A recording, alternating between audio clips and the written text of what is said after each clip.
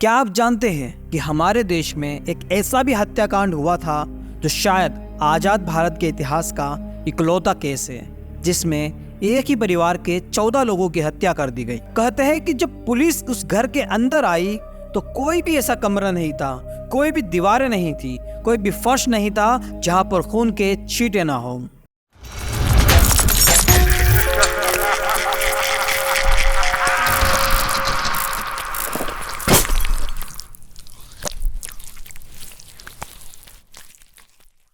तो ये कहानी शुरू होती है महाराष्ट्र के ठाणे शहर से। इसे सिटी ऑफ लेक भी कहते हैं। इसी ठाणे शहर में एक जगह है कासरवाड़ा वाली। 2016 की घटना है। कासरवाड़ा वाली में 2 मंजिला एक घर था जिसमें वारेकर फैमिली रहा करती थी। इस घर के मुखिया थे अनवर वारेकर, इनकी पत्नी थी असगरी वारेकर। इन दोनों लोगों के 5 बच्चे थे, एक लड़का हसनैन वारेकर और 4 लड़कियां थी, सबीना, बतूल, मारिया और सूबिया वारेकर। इन 5 बच्चों में से 4 बच्चे इकलौते बेटे और 3 बेटियों की शादी हो चुकी थी। यहाँ पर बतूल की शादी नहीं हो रही थी क्योंकि ये मानसिक रूप से कमजोर थी। वैसे इसकी दवाइयाँ चल रही थी। बेटे हसनैन की पत्नी थी जबीन वारेकर और इन दोनों की 2 बेटियां थी, एक 6 साल की और एक 4 महीने की। उधर उन तीनों बेटियों की बात करें तो सबीना के 2 बेटे थे और एक बेटी थी, मारिया के 2 बेटे थे और यहीं सूबिया की 1 बेटी थी जो कि 5 महीने की थी। ये था इनका पूरा परिवार। तीनों बेटियां अपने अपने ससुराल में रहती थी। कासरवाड़ा वाली के 2 मंजिला घर में माँ बाप, बेटा, बेटी, एक बहू और 2 पोतियां रहती थी। घर में काफी पढ़े लिखे लोग थे, पैसों की तो कोई कमी ही नहीं थी। बेटा हसनैन कॉमर्स ग्रेजुएट था और एक सीए फर्म में अच्छी खासी पोस्ट पर नौकरी करता था। इसकी सैलरी भी 70 से 80 हजार रुपए रही होगी। ये बहुत ही शरीफ लड़का था, किसी से कोई लड़ाई झगड़ा नहीं, कोई दुश्मनी नहीं, सबसे प्यार से बात करता था, दिन धर्म को मानने वाला इंसान था। इस वारेकर फैमिली की एक खासियत थी कि ये हर हफ्ते गेट टुगेदर किया करते थे, यानी पूरा परिवार हफ्ते में एक दिन इकट्ठा होता था। दावत होती थी, खाना पीना चलता था, ये सभी आपस में बातचीत करते थे, हंसी मजाक होता था। कभी हसनैन अपनी तीनों बहनों को और उनके पति को बुला लेता, कभी एक बहन दूसरी बहनों को और भाई और माँ को बुला लेती थी। ये इनके खानदान का एक नियम था। ऐसे ही सब कुछ अच्छा चल रहा था, लेकिन यही मैं आपको बता दूं कि हसनैन जो था उसे एक बुरी आदत लग चुकी थी और वो आदत थी सट्टे बाजार में पैसे लगाने की, और इसका उसे चस्का लग चुका था। इस वजह से ये अपनी बहनों से, रिश्तेदारों से, माँ बाप से कर्ज लेने लगा था। धीरे धीरे करके इसके ऊपर करीब 65 से 68 लाख रुपए का कर्ज हो चुका था और इसी वजह से इसे चिंता वगैरह होने लगी थी। इसी चक्कर में ये अपनी बहन बतूल, जो कि मानसिक रूप से बीमार थी, जिसके मानसिक रोग की दवाइयाँ चल रही थी, हसनैन उन दवाइयों को चोरी चुपके से खाने लगा था। एक दिन माँ ने हसनैन को दवा खाते हुए देख लिया। माँ उसके पास आई, उससे पूछी, तुम अपनी बहन की दवाइयाँ क्यों खा रहे हो? तो हसनैन ने जवाब दिया कि माँ, इसे खाने से दिमागी शक्ति बढ़ती है, अच्छी तरह सोचने समझने में मदद मिलती है। इसी बातें करके हसनैन ने अपनी माँ को बहला दिया। इतना ही नहीं, ये अपने कर्ज से छुटकारा पाने के लिए तांत्रिकों के पास भी जाता था और उनसे राय मशवरा लेता था। इसी बीच एक दिन इसने अपने परिवार से कहा, इस बार मैं सबको दावत दूंगा, और इतना ही नहीं, वो दावत 2 दिन तक रहेगी। सभी लोग मेरे घर पर आएंगे और खाना पीना करेंगे। और फिर इसने अपनी तीनों बहनों को फोन किया जो अपने अपने ससुराल में रहती थी। उन तीनों को इनवाइट किया। सभी आने के लिए तैयार हो गई, लेकिन हसनैन ने इनके पति से बोला कि दावत 2 दिन रहेगी, तो आप अगले दिन आ जाइएगा। दावत 27 फरवरी को थी और साल था 2016 और दिन था शनिवार। बहनों के लिए दावत 27 फरवरी को थी और उनके पति के लिए 28 फरवरी को, यानी संडे के दिन थी। अब जाहिर सी बात है कि संडे को सबकी छुट्टी होती है, सब फ्री होते हैं, तो आसानी से उस दिन आ जाएंगे। हसनैन ने अपने 3 और रिश्तेदारों को इनवाइट किया जिनसे इसने 15-15 लाख उधार लिए हुए थे, और वो भी तैयार हो गए आने के लिए। अब आता है 27 फरवरी 2016 का दिन। इस दिन सूबिया, जो सबसे छोटी बहन थी, वो अपने भाई से कहती है कि वो आज नहीं आ पाएगी, इसीलिए वो अगले दिन आ जाएगी क्योंकि उसे घर पर कुछ काम है। लेकिन हसनैन नहीं माना। वो अपनी बहन के ससुराल गया, अपनी बहन सूबिया को और 5 महीने की भांजी को लेकर घर आ गया। धीरे धीरे शाम हो रही थी। घर पर खाने पीने की चीजें बनी हुई थी। हसनैन सबके लिए फालूदा लेकर आया। फालूदा ये एक इंडियन मुगलई स्टाइल की एक ड्रिंक होती है, एक तरह का डिजर्ट समझ लीजिए। घर पर सभी लोग इकट्ठा हो चुके थे जिनको हसनैन ने बुलाया था, लेकिन वो 3 रिश्तेदार जिन्होंने हसनैन को कर्जा दे रखा था वो लोग नहीं आ पाए क्योंकि उन्हें कुछ काम था। घर में अब कुल 16 लोग मौजूद थे, माँ बाप, 5 भाई बहन, भाई की पत्नी और 2 बेटी।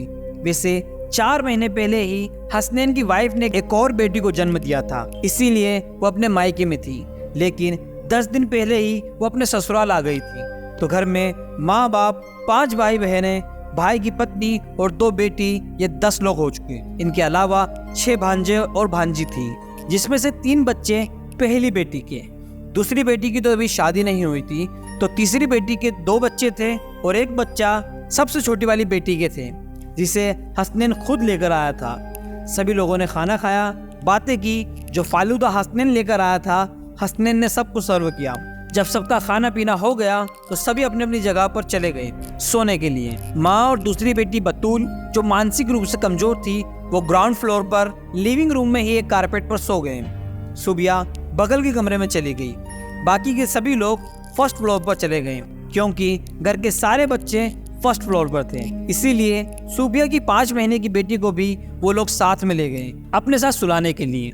हसनैन और उसकी पत्नी भी फर्स्ट फ्लोर पर ही थे। तो अब शुरू होती है वो काली रात, जिस रात में पूरे परिवार का अंत हो गया। रात के करीब 2:30 से 3 बजे हसनैन उठता है और हसनैन किचन में से एक बड़ा सा चाकू निकालता है। वो चाकू हसनैन के पिता अनवर वारेकर लेकर आए थे बकरा ईद पर बकरे को काटने के लिए। हसनैन ने पहले ही फालूदा में नींद की दवा मिला दी थी, जिसे सब ने पिया और गहरी नींद में चले गए। हसनैन फर्स्ट फ्लोर पर ही था। ये सबसे पहले गया अपने पिता के कमरे में। वो बेहोश थे। बेहोशी की हालत में ही पिता अपने इकलौते बेटे का पहला शिकार बने। हसनैन ने सबसे पहले उन्हीं का गला काट दिया। अब ये गया दूसरे रूम में, जहाँ पर 2 बहनें और 6 बच्चे सो रहे थे। एक एक करके इसने सबका गला काट दिया। इसके बाद ही जाता है अपने ही कमरे में, जहाँ पर इसकी पत्नी और 2 बेटियां सो रही थी। सबसे पहले इसने अपनी 4 महीने की बेटी और फिर 6 साल की बेटी का गला काट दिया। इतने में आहट सुनकर जबीन, जो कि उसकी पत्नी है, वो जाग गई और जागते ही उसने हसनैन के हाथ में एक बड़ा सा चाकू देखा, फिर अपनी दोनों बेटियों को खून से लथपथ देखा। हसनैन अपनी पत्नी की तरफ बढ़ रहा था। जबीन इतनी डर चुकी थी कि उसकी आवाज भी नहीं निकल रही थी। ये तुरंत भागती है सीढ़ियों की तरफ। ये सीढ़ी से नीचे ही उतर रही थी कि तभी हसनैन ने उसे पकड़ लिया और उसका भी गला काट दिया। जबीन वहीं सीढ़ी पर ही गिर गई।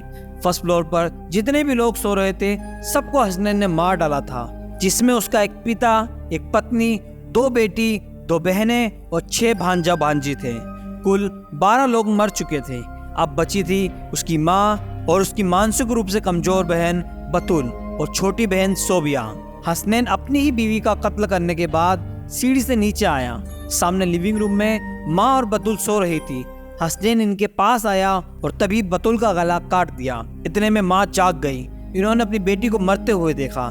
सामने हसनैन पैरों पर बैठा हुआ था, चाकू लेकर। इसके पूरे शरीर पर खून लगा हुआ था, खून के धब्बे थे। माँ चीखती है, चिल्लाती है। वो अपने बेटे से गिड़गिड़ाते हुए कहती है कि मैंने तुम्हें पैदा किया है, तुम मेरे बेटे हो, तुम ऐसा कैसे कर सकते हो। लेकिन हसनैन के सर पे खून सवार था। उसने अपनी माँ की एक भी नहीं सुनी और अपनी ही माँ का गला काट दिया, जिसके बाद उनकी भी मौत हो गई। इसी बीच माँ की चीखने और चिल्लाने की आवाज से सुबिया जाग चुकी थी। वो अपने रूम से बाहर आती है और देखती है तो सामने माँ और उसकी बहन की लाश पड़ी हुई थी और खून गले से अभी भी निकल रहा था। सुबिया ऐसा मंजर देखकर सहम गई और भागती हुई अपने माँ के पास आती है। हसनैन वहीं पर खड़ा था। सुबिया ने हसनैन को खून में भीगा हुआ देखा और इसके हाथ में बड़ा सा चाकू भी देखा। हसनैन तुरंत सुबिया के बाल पकड़ता है और उसका भी गला काटने की कोशिश करता है, लेकिन वह हसनैन के चंगुल से बच निकलती है और कमरे की तरफ भागती है। फर्श पर खून पानी की तरह बह रहा था। भागते हुए सुबिया का पैर खून पर पड़ता है और वो फिसल कर एक दीवार से टकरा जाती है। तब तक हसनैन उसके पास आया, उसके बालों को पकड़ लिया और उसका भी गला काट देता है। सुबिया ताकत से उसको धक्का दे रही थी, लेकिन फिर भी उसका गला कट गया। लेकिन इन दोनों की झड़प के बीच हसनैन एक तरफ गिर जाता है। तभी मौका देखकर सुबिया अपने कमरे में जाकर खुद को बंद कर लेती है। सुबिया का नसीब अच्छा था। क्योंकि उसके गले पर जो कट था वो ज़्यादा गहरा नहीं था। ये अपने गले को हाथ से दबाए हुए रखती है ताकि खून ना निकले। कमरे में एक खिड़की थी जो कि मेन रोड पर खुलती थी। सुबिया वहीं से मदद के लिए चिल्लाती है। उसके गले में इतनी ताकत नहीं थी कि वो चिल्ला पाए। तभी वो देखती है कि कमरे में एक टेबल पर स्टील का एक ग्लास रखा हुआ है। सुबिया उसे उठाती है और खिड़की पर लगी लोहे की जाली पर पीटना शुरू कर देती है और पूरी जान लगाकर चिल्लाती है। उधर हसनैन भी कमरे के दरवाजे को पीट रहा था और बोल रहा था, अगर तुमने दरवाजे को नहीं खोला तो तुम्हारी बेटी जो ऊपर सो रही है उसको मैं मार डालूंगा। वैसे इसने पहले ही उसकी बेटी को मार डाला था। इधर सुबिया स्टील के गिलास में खिड़की को पीट रही थी।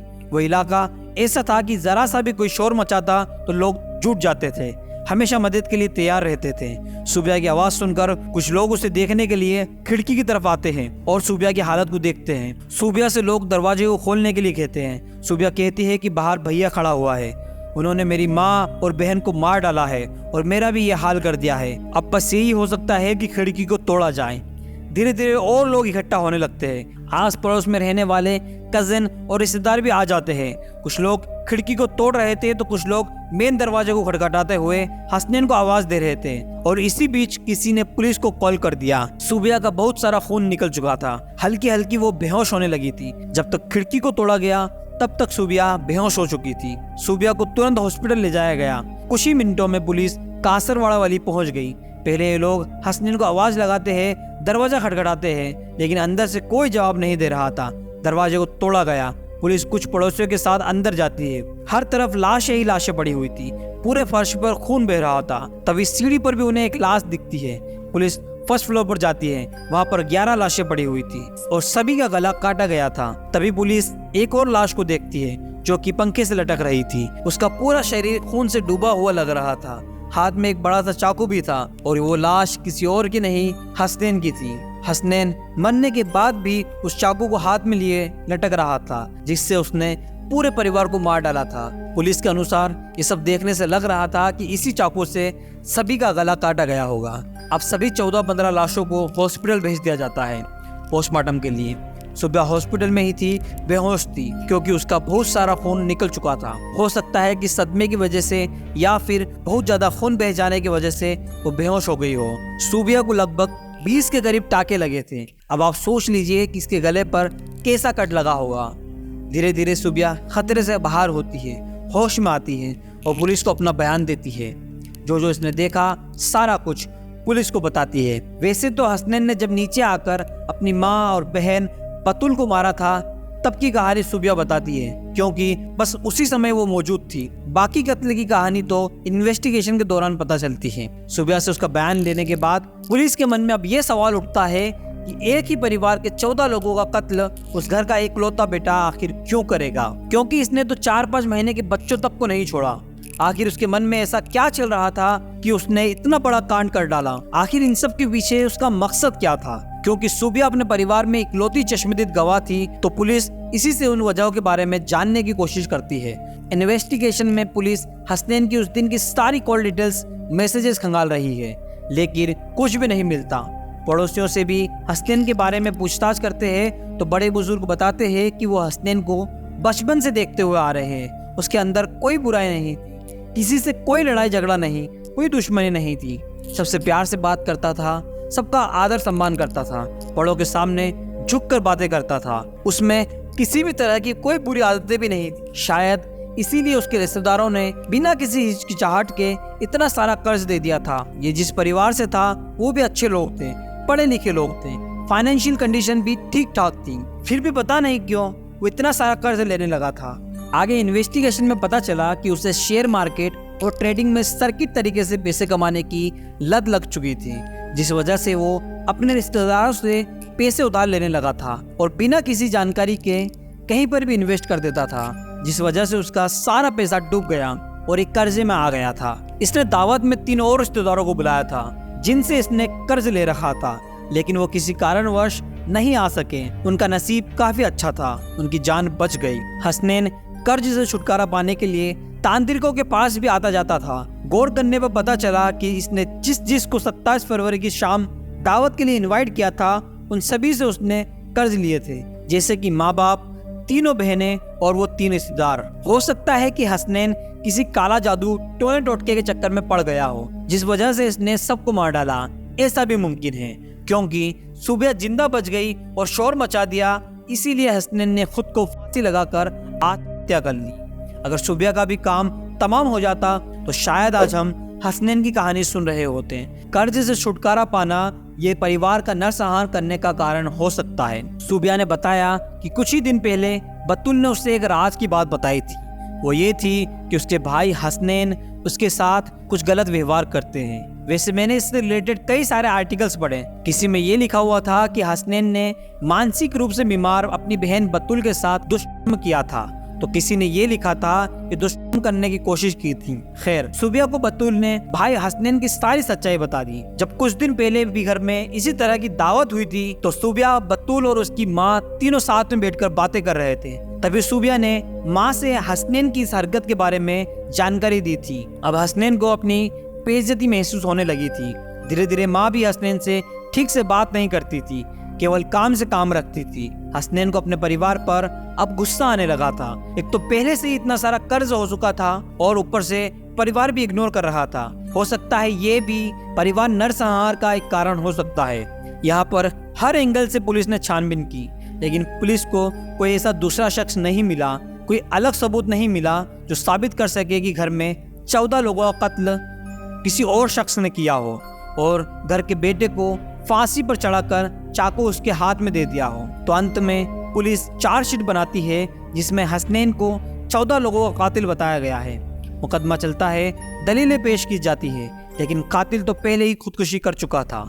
किसके खिलाफ मुकदमा चले? बाद में कुछ सुनवाई के बाद इस केस को बंद कर दिया गया। कहते हैं कि जब ये सारा कांड हुआ तो किसी न्यूज एजेंसी का कैमरामैन भी इसे कवर करने के लिए आया था, लेकिन घर की ऐसी हालत देखकर उसे तेज दिल का दौरा पड़ा और उसकी मौत हो गई। कासरवाड़ा वाली के इस वारेकर फैमिली के घर से हसनैन को लेकर 15 लोगों के जनाजे एक साथ उठे। ये दिन शायद वहां रहने वाले लोगों के लिए सबसे भयानक दिन होगा। उन दिनों वहां पर 2 लोगों की शादी भी फिक्स हुई थी, लेकिन जब ये सारा कांड हुआ तो लड़की वालों ने अपनी बेटी को उस मोहल्ले में भेजने से मना कर दिया और शादी को तोड़ दिया। वो पूरा मोहल्ला और वारेकर फैमिली के रिश्तेदार सभी अभी तक सदमे में है। वो इस सदमे से उभर ही नहीं पा रहे हैं कि इतनी बड़ी वारदात भी हो सकती है। तो दोस्तों, ये थी आज की खौफनाक स्टोरी। आपकी इस बारे में क्या राय है कमेंट करके जरूर बताएं, और अगर आपने अभी तक हमारा चैनल सब्सक्राइब नहीं किया है तो अभी कर लें और हमारे चैनल को ग्रो करने में हमारी मदद करें। तो दोस्तों, मिलते हैं नेक्स्ट वीडियो में। आप लोग सतर्क रहे, सुरक्षित रहे। जय हिंद।